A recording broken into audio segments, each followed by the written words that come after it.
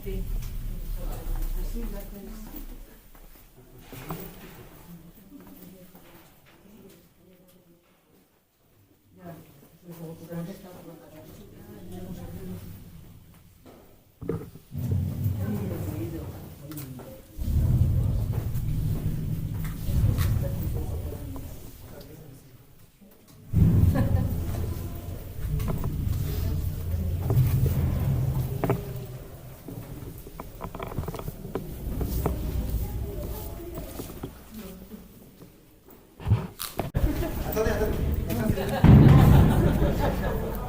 Faut prévenir après.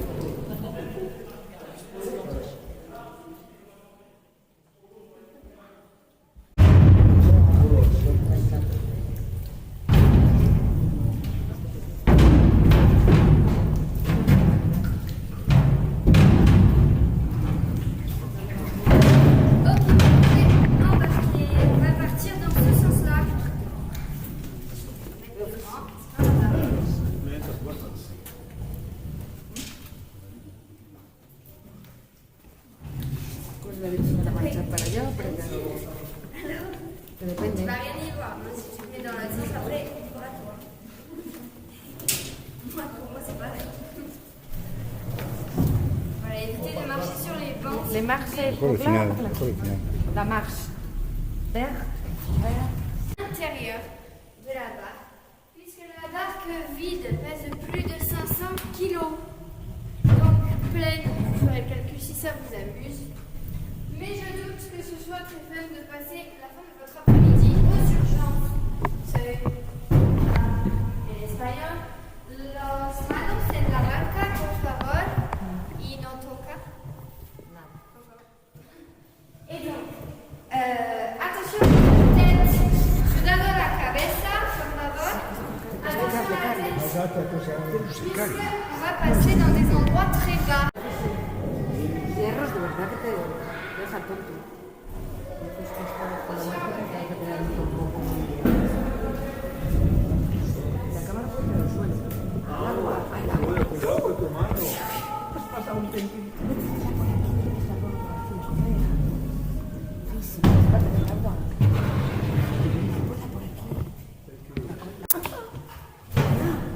Donc peut-être vous pouvez sentir que l'air se rafraîchit. Dans ces bases, il fait environ 13 degrés dans la grotte et il fait cette température toute l'année. L'eau, elle est à 11 degrés.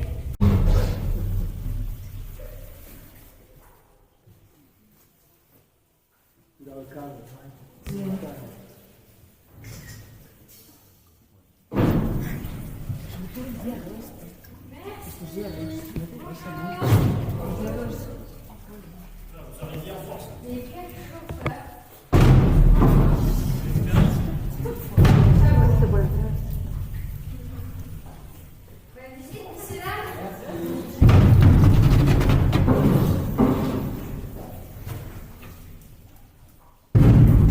Más agua ahí.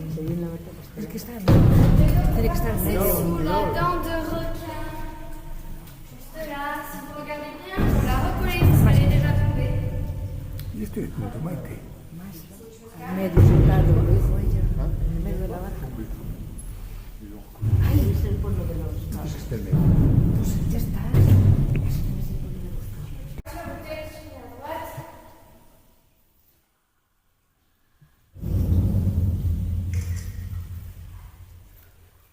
Et là, sur votre droite, là, vous allez pouvoir voir la plus grande plage de sable de la rivière. Bon, il y avait également un petit peu de soleil quand même.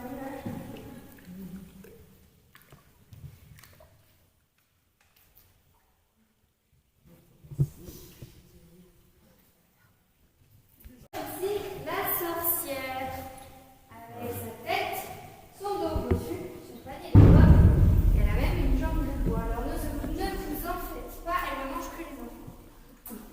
Enfin, toi, bon.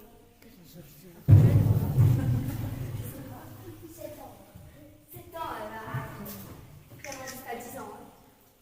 Je sais pas. On essaie de faire des pâtes tous les midis.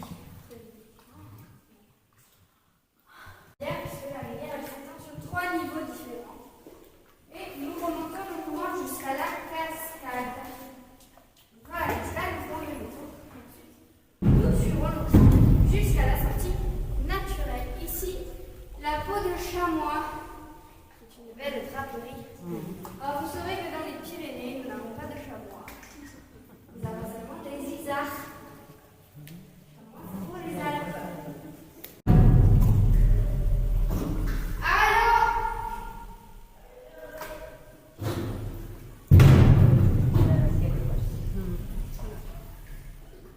Et juste ici le coq.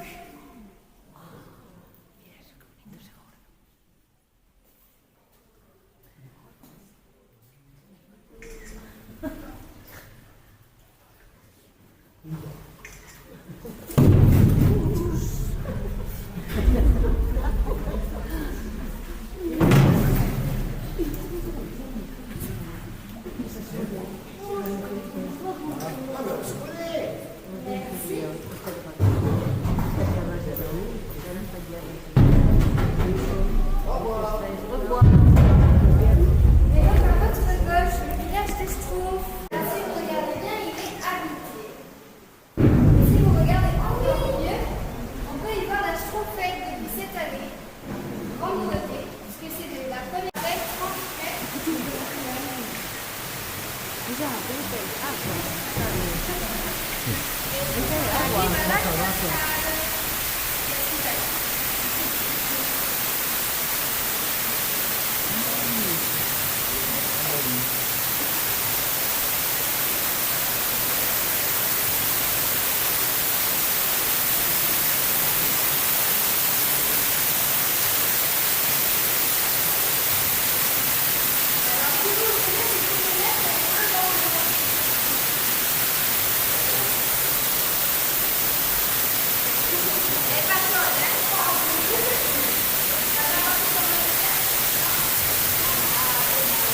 Albert Castelet.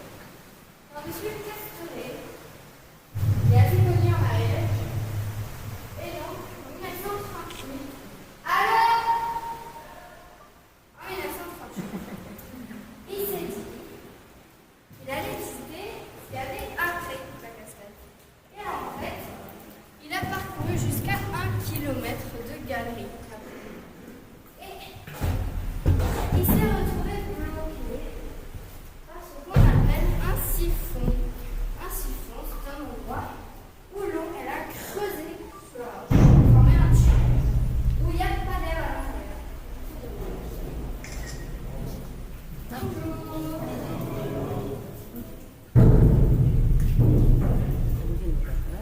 Sì, sì. Va bene.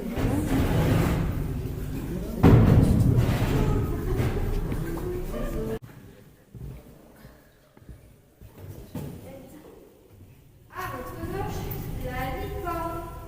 Juste là. Et en fait, la licorne, elle veille sur la sorcière qui est juste en face.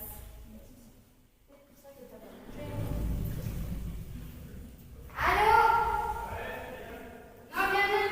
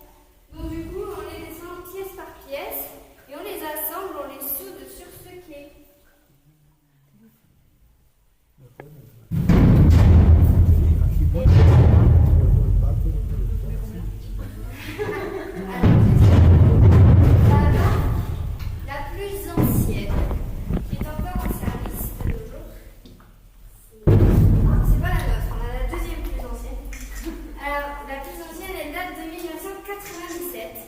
On est sur celle de 98. Et les dernières qui sont arrivées, c'était à peu près en 2005. 2007. Voilà, il y en a pas eu. Le modèle est pas très solide. Les gens savent sur la raison que ça inquiète. Con la época pues que la ven, sí, en su cabeza también. Dijo, sí. Et donc ici, vous pouvez peut-être entendre le bruit de l'eau.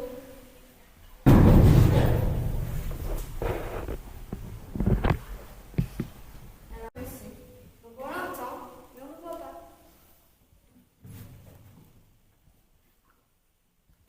C'est pour ça que ça nous amuse beaucoup de dire que c'est éclairé. Évidemment.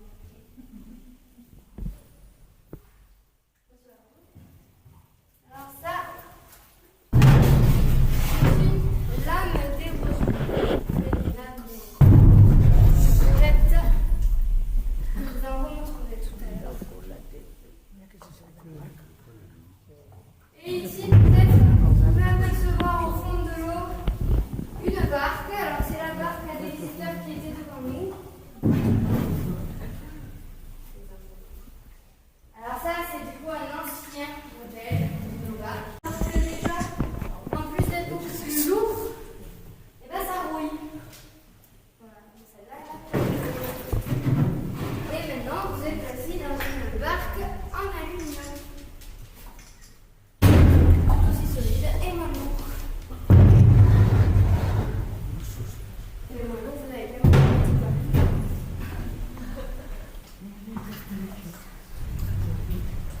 À votre droite, on l'appelle le totem. C'est la stalagmite la plus grande de la rivière. Elle fait à peu près 2,50 m.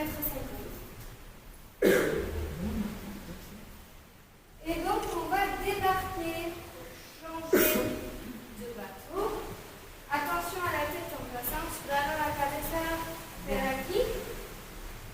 Et dans le prochain exposant, je vous parlerai donc des animaux que nous avons. No lo entendí, porque hay 10 viajes más, vamos a montar 2, 3 veces más, ¿no? Lo mismo, por otros sitios, la misma ciudad. Yo voy disfrutando, vale.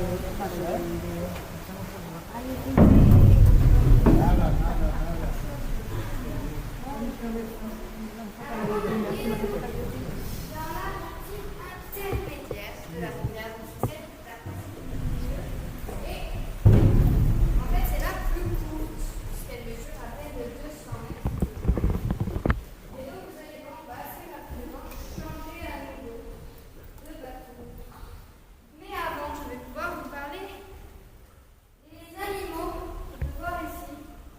Alors, on a des petites bestioles un petit peu bizarres qui vivent dans la rivière. Ça s'appelle les calottes. Alors déjà, pour commencer, on n'a pas de poisson. Parce que c'est trop sombre. Et ça s'appelle aussi le procte des Pyrénées. En fait, c'est une sorte de petite salamandre qui vit au fond de l'eau. Elle reste dans l'air. Et alors attention au modèle, tu dois dans la cabeza.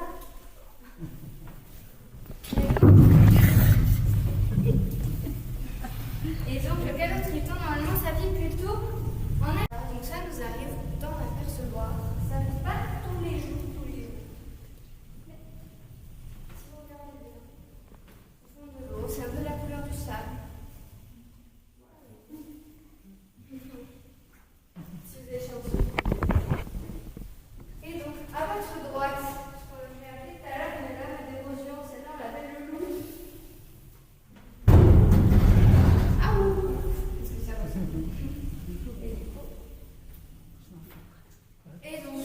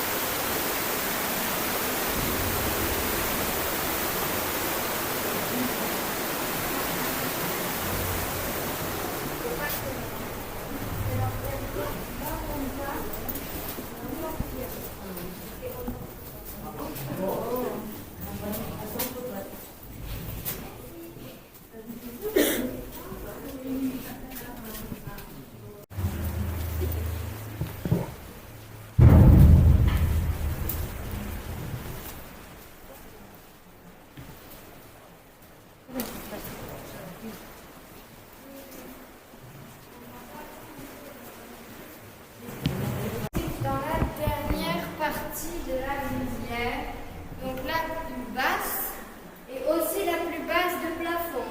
Il va falloir faire bien attention à vos têtes. Ici, je suis d'accord avec ça.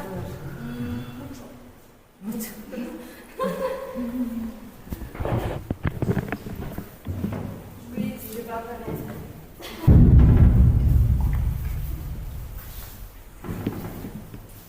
Et donc, c'est parti. C'est celle qui a été explorée en première. Parce que donc c'est celle qui est un peu plus accessible par l'entrée naturelle. Et alors, en fait, on a un monsieur qui a découvert l'entrée naturelle. Il s'appelle Monsieur Dunat. Je vous en reparlerai un petit peu après. Très sur la tête. Et donc, Monsieur Édouard Alfred Martel. Monsieur Édouard Alfred Martel, il est quand même assez célèbre, parce que Monsieur Martel, c'est celui qui, 10 ans avant d'explorer la Bruche, eh ben, il a exploré le gouffre de Padirac.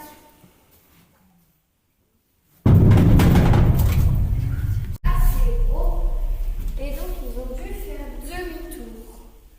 Sauf que, dans la précipitation et à cause du courant, ils ont crevé leur canot sur les lames d'érosion. Je vous ai montré tout à l'heure. Ils sont très accélérés, ils ont été sculptés par le courant. Et du coup, il n'y en a qu'un seul qui est ressorti de bateau. Tous les spéléologues sont ressortis en vie sur vos têtes. Mais pardon. Monsieur Martel, il a failli se noyer. Et donc, il a déclaré que la rivière elle était trop dangereuse. On ne pouvait pas l'ouvrir au public. Alors, c'est pour ça qu'on n'a eu aucune exploration entre 1909 et 1935. La deuxième génération d'explorateurs qui sont allés jusqu'à la cascade. Je vous ai parlé tout à l'heure.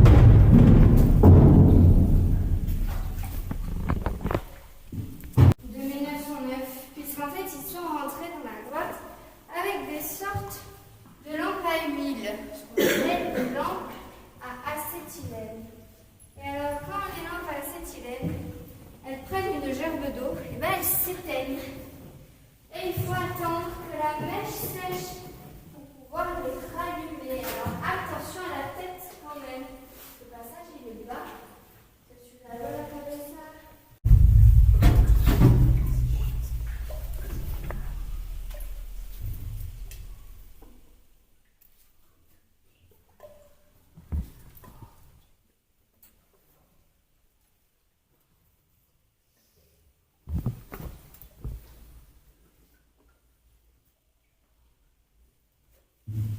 Attention à vos têtes. Puisque nous arrivons dans ce que l'on appelle la galerie des voûtes basses. Alors, cette galerie, eh ben, elle monte très vite. Donc voilà, pour éviter ça, on l'a pas fait dans la dentelle.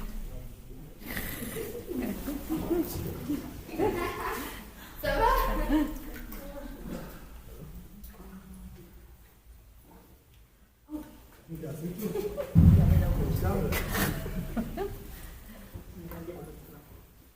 que vous pouvez vous décaler un tout petit peu, s'il vous plaît? Ouais, super. On va finir par se retourner.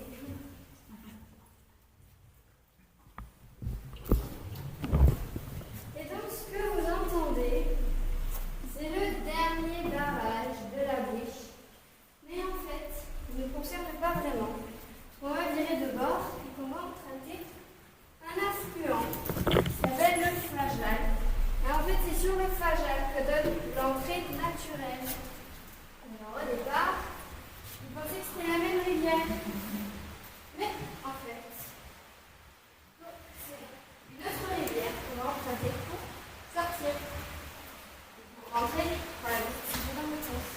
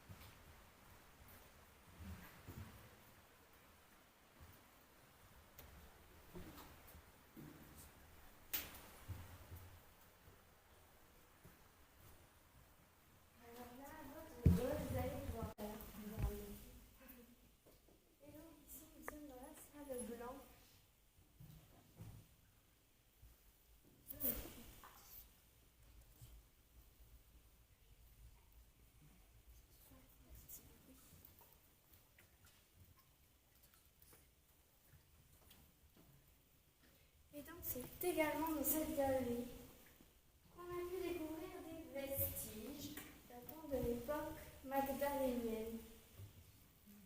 Donc on a retrouvé des silex, des pointes de saguier. Saguier, c'est des lances avec lesquelles ils chassaient. On a retrouvé des foyers, des départs de feu, etc. Mais en fait, on n'a pas retrouvé énormément de vestiges. Donc on pense qu'il était juste deux passages qui se sont pas restés longtemps, pas comme en masse d'Asie par exemple, où de génération en génération ils se sont installés dans la banque. Non, ici, on pense que c'était juste deux passages. C'est les chauves-souris, non. C'est le téléphone.